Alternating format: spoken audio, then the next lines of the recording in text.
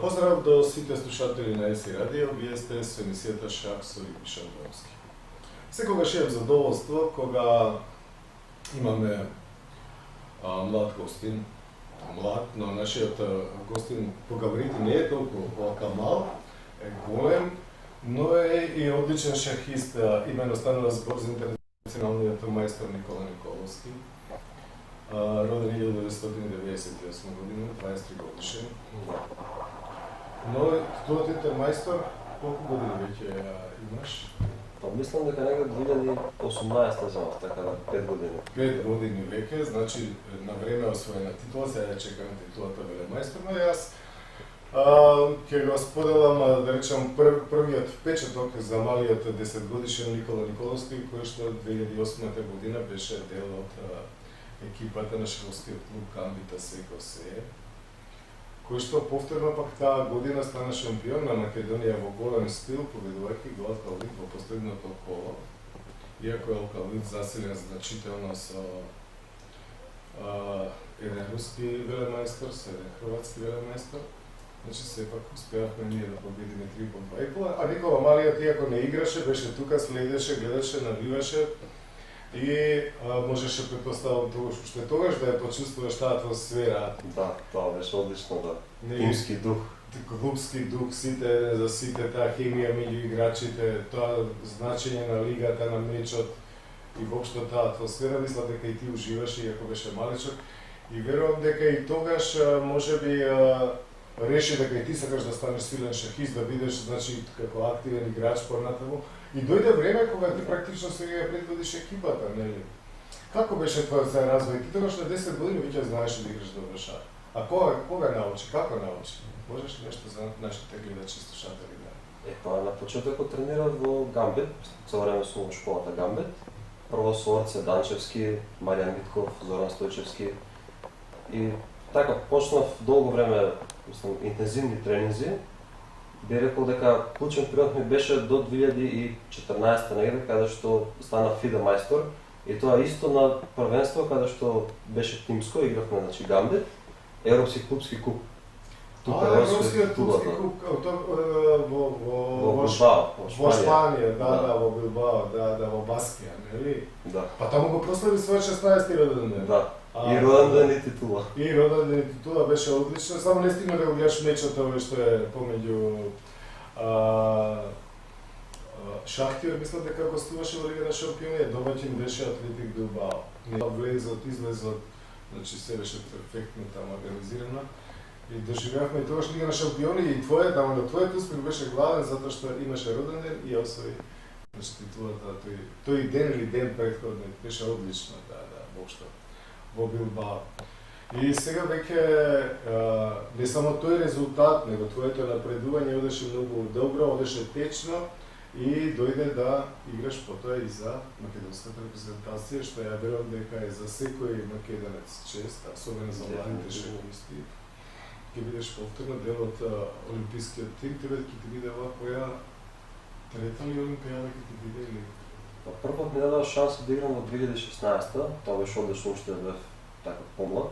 Да. Тоа беше одлично искуство.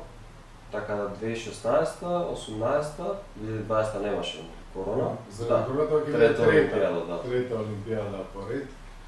Јас баш нешто говорев за младиот Боби Фишер, да речеме, како го победил својот претходник со 13 години, тој бил Доналд Берн, силен интернационален мајстор од Соединетите американски држави, на кој што најмногу се гордел со тоа што 3 пати бил во тимот на Соединетите американски држави на олимпијадите и тоа е навистина врвен шаховски, би рекол, дострел во кариерата да ја представаш својата земја на големите надпреварувања и на посакал успех, таму ќе бидете многу добро друштво, младо друштво.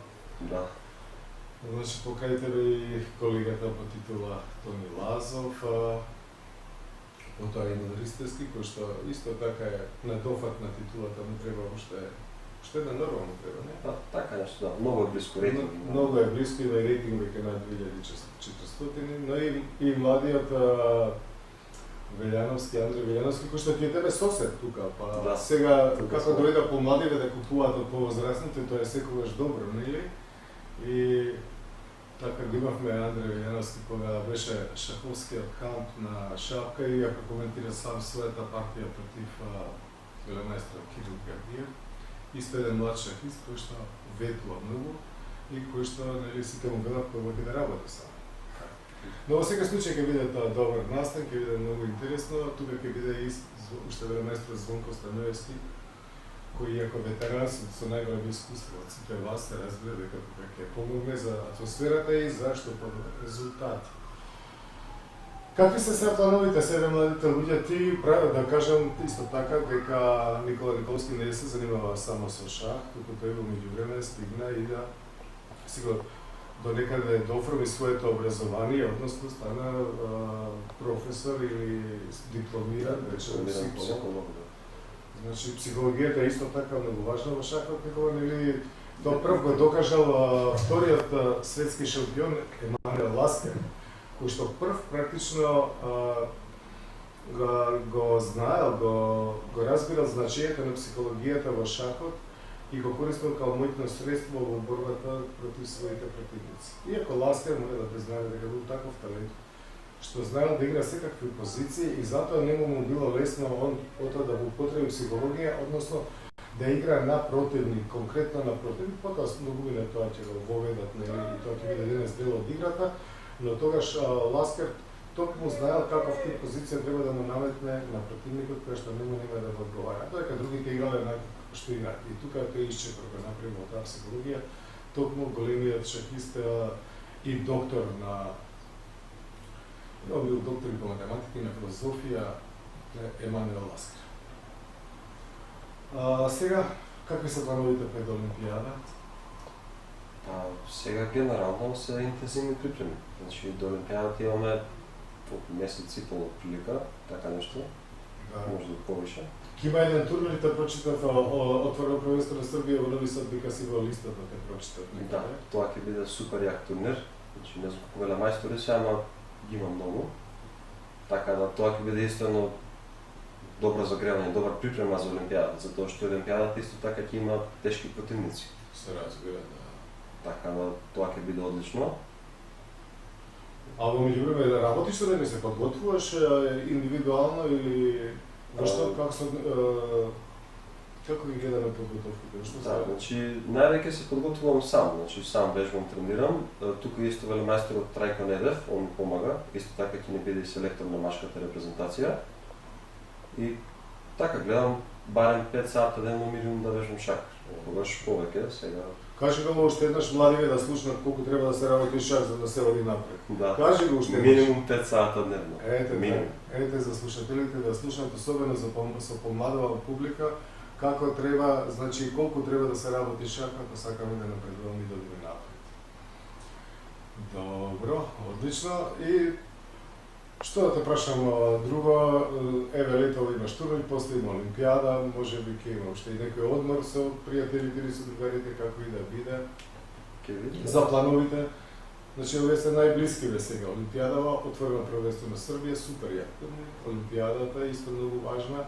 После ќе имаме лига некаде во октомври, Европски клубски куп, веројатно ќе биде некаде во Австрија, некаде при крајот на годината. Мислам тоа овие последниве се екипните надпреварувања, но и Олимпијадата е екипна надпреварување, практично. Сега овој ќе биде индивидуален турнир во Нови Сад. И сигурно уште нешто ќе има до крајот на годината, за да може оваа работа која што е 5 часовна дневна, значи да се пројави и да донесе материјален резултат во некој бал за велемајстори, ако тоа посака. Се надам. Некаде. Која партија ќе ни покажеш денес? Денеска ќе покажем една партија што играв кога бев помлад. Против Димич Павле се вика, србен, 2300 рейтинг. Тогаш јас имав 1000 рейтинг, значи 1990 нешто, така му доаѓа. Но една од моите најдобри партии и мислам дека е клучна партија што ме оформила како играч. Која година се случува? 2014. 2014 година. Одлично. Сега јас сум во некоја серија всушност покажувам како играле големите играчи кога биле деца и многу млади. Кој ти ќе покажеш една партија, ти си уште многу млад се разбира, но еве на таа партија со тој Димич да видиме и да се запознаеме од близко со творештвото на нашиот млад интернационален мајстор Никола Николовски. Оваа партија е играна во 2014. Тука имам скоро 16 години. Играм со српски FIDE мајстор Димич Павле, кој што има 2300 рейтинг во тој момент. Во овој момент јас имам 1990 нешто рейтинг, така да сум испод 1000 рейтинг. И една од најбитните партии во мојата кариера. Да ја погледам. Јас сум со бели фигури, си игра затворена сицилјанка, E4 конј C3, конј C6, F4. Ова е се теорија спремна од пред партија. Само се те потребите, мојно кажувај го по име, затоа што го следат и шахисти кои што имаат визуална попреченост, затоа секој потек е битен да се каже. Добро, значи E4 C5, конј C3, конј C6, F4, G6, конј F3, ловец на G7, ловец на B5. Значи ова е се теорија, идејата на белиот е да го земе конјот на C6 и потоа да ги наместат своите пиончиња на бело, бидејќи ќе го нема белиот ловец, некој да ги контролира тие полини. Затоа противникот скока конј D4, не дозволува таква размена, да се дуплираат тие пиончиња. И ова е основниот одговор, теоретски, нели? Да, главен потек. Мала рокада. И сега противникот взима конј зема на B5. Конј зема на B5. Он се реши да земе ловечки пар, која што е добро во отворени позиции. Тука мојата компензација е тоа што имам предност во развој, односно сум направил рокада, двата коњи се развиени, го имам центар. Односно пиончињата на E4 и F4. D6, D3, конј на F6 и сега се вракам конј на C3, бидејќи тој конј ништо не правеше од полето B5, а од полето C3 се приближува на кај центарот и на кај полинијата D5 и E4. Мала рокада, дама 1. Сега дамата влегува во напад и тука белиот има типична идеја. Дама на К4, пиончето да оди на F5, ловецот на H6, конјот на G5, малко се дотолкува само, конјот на G5, Па замена на G6, топ F6 имаат некаде. да. Тоа нешто вака било. Топ B8, дама К4. Чисто правам потез за црните. Топ А8 и топ Б8, колку да се види идејата, да, F5, топ А8, ловец H6, конј G5. И кога ќе се намести оваа формација на конјот, ловецот и дамата, За се тој взима мек земеш пионче. на G6, да, FG6. без разлика ако ќе земе црниот, останите потези на белиот се ловец има на G7, топ взима на F6 и сега може да земе со крал и со топ, но во двата случаи е мат. Пример ако земе со топ, Дама H7 шах, крал F8 и дама H8 и мат. дама H8 мат. Да. Така да тоа е идејата на белиот и затоа дамата сега на таму. Во партијата противникот игра B5. Идејата е B4 и C4 да проба да направи контраигра на дамено крило, но е премногу споро. F5, C4, ловец H6, белиот се продолжува со идејата и сега противникот игра многу интересен потек, B4, конј 2 и сега тој потек CD, топ E8. Поентата на топ E8 е тоа што доколку земам ловец на G7, крал G7, конј G5, сакам да земам FG6 и топ F6 да го жртвувам топот за конјот кој што го брани полето H7, за да може подоцна да земам дама H7.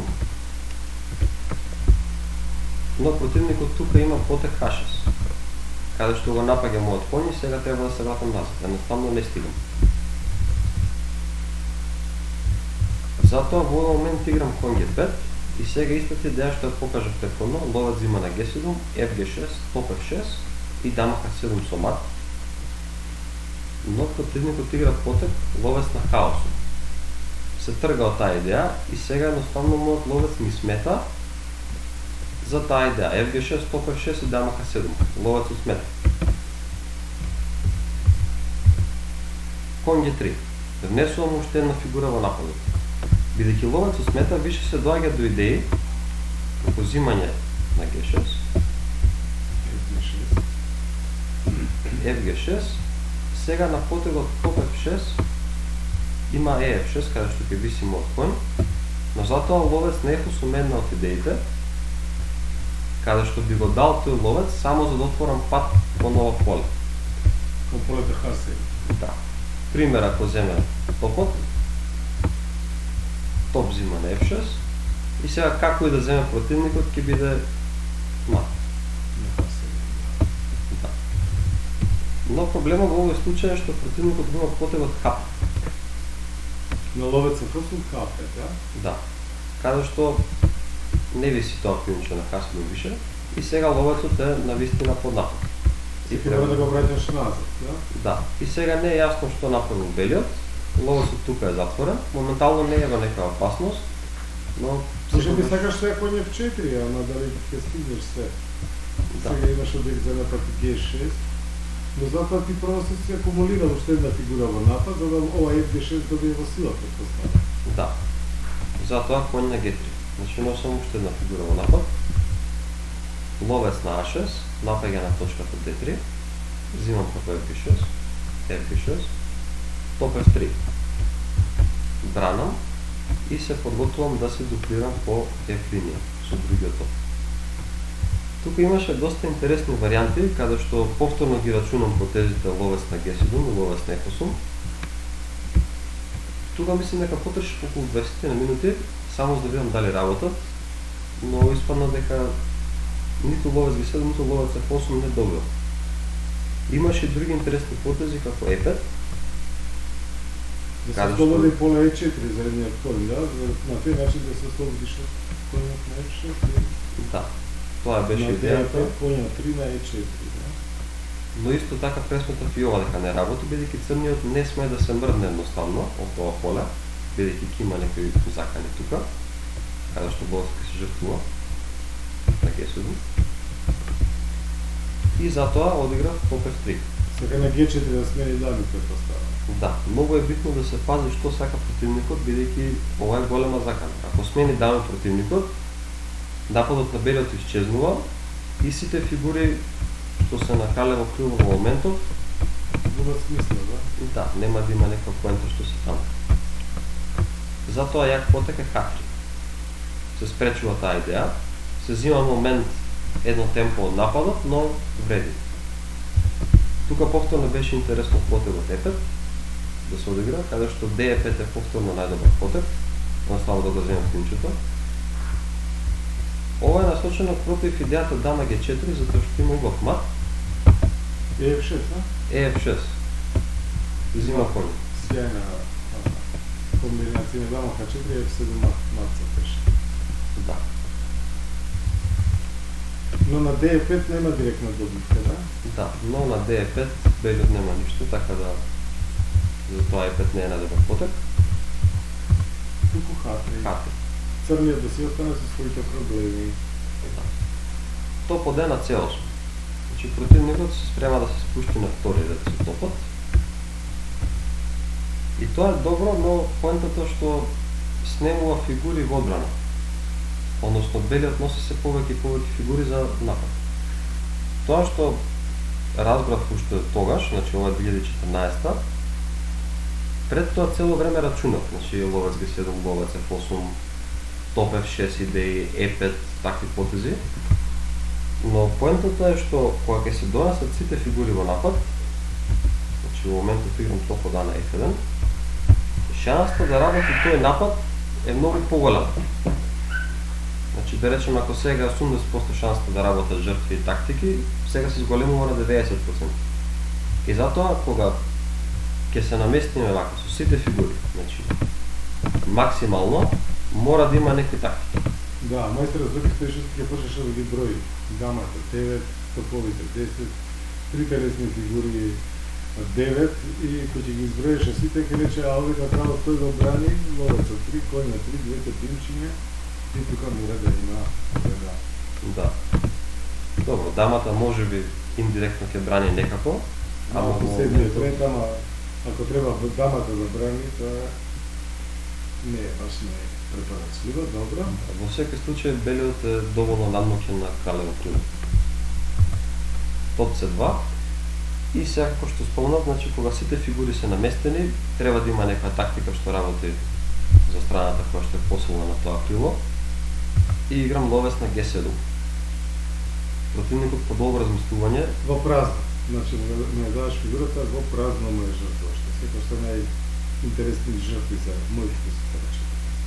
да, може да го зема ловецот, пример, но сега го жртвувам топот. Тој кој го бранеше полето H7, така да Значи, ловецот го жртвуваше за да ја отвориш линијата за дамата, така ли е? да. А сега и топот го зема коњот кој што го брани пешекот на H7. И сега, например, на Доколку земе со ловец, ловец F6, дама H7, крал F8, дама F7 на мат. мат. Че таму мораше практично може би да земе со пешак. Да, Е-зима на F6, дама H7 шах, крал Што F8. се ми топот F6, да? Сега има и потези како дама G6, Ај дама а и G6, топ F6 е исто доволно добро. Каде што на ловец F6, дама зима на B7, ловец зима на G5, дама D6 е двојно веќе, топот пања. Да. И белиот останува со материјал повеќе. Да, а дама G6 може би уште и побрзо да дојде. Па да, но не е толку едноставно. Значи идејата има една топ F6, другата е коњ F5, третата е коњ H5. Да. А топ F6 има материјал. А и кој H7 би дојде? И коњ H7, да, и тоа збори. Да. Тоа е поентата кога има многу фигури во напад, се некои тактики има. Да, да. Тоа е логиката на играта, да. И по ловец G7 тој долго размислуваше, И мајстор одигра Динич и одигра H5. Да, да ја затвори практично. Тоа се помести од H7. да. И сега следи ловец H8, крал H8. И сега полека ги елиминирам сите одбранбени фигури на противникот. Кој зима на H5. Редоследот на потези беше битен. GH5, топ F6. EF6, дама H5. Шах. Крал G8, топ F6. Значи, дават неколку жртви, но затоа сега противничкиот крал, Остана гол. да, А ние имаме три единици, дама, топ и кој. А кралот практично само дама да го прави. И не може се разгледаш. да. Тоа што беше битно е да се почне по овој редослед со кој зима на H5, бидејќи доколку земам топ F6, прво, Е зима на F6, кој зима на H5, има меѓупотек FG5, И сега и тоа е го каде што виси мојата дама, и едноставно после дама G5, GH5, напаѓам со дама и топ, тоа се единствените две фигури кои што ми останаа. Топот ќе дојде на F6, со идеја топ H6, но противникот ќе ја жртвува својата дама, За топ, да. да, и ќе остане со два топа и ловец на дама. И ќе имаш реги само се очеш. Веројатно тоа најмногу ќе видеа, тоа се разбира дека не е доволно ово. Во претходната варијанта и коњ имаш уште. Да, затоа подобро е да остане коњ. Јасно се разбира. А на кој H5 ако земеше GH, не, он зема GH, ако земеше кој Ако зема H5, GH, ако зема кој H5, тоа е дали топ F7 или некој друг потез? топ F7 беше една опција, а исто и G4 мислам дека беше потез.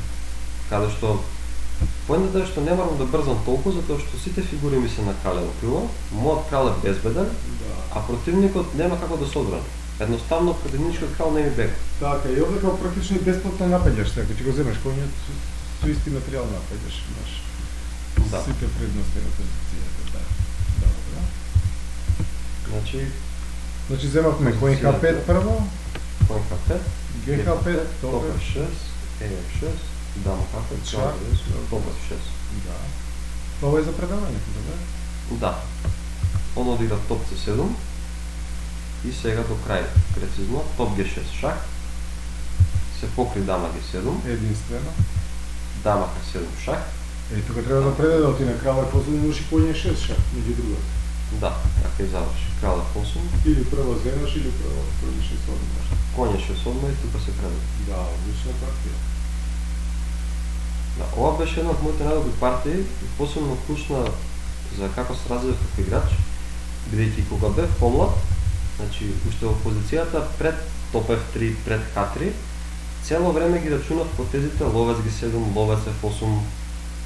Трошев премногу време на тие потези. Со тек на време колку што повеќе позиции и напади гледав, почнав да чувствувам кога нападот работи, кога не, кога треба да се донесат повеќе фигури во напад. И така уствари разбрав формулата дека колку што повеќе фигури имаш во напад, толку повеќе шанси да успеат. И затоа не ни мора толку да се рачуна, наставно се носат фигурите и има некоја така. Одлична партија. Тоа би било се за денешната емисија, почитувани.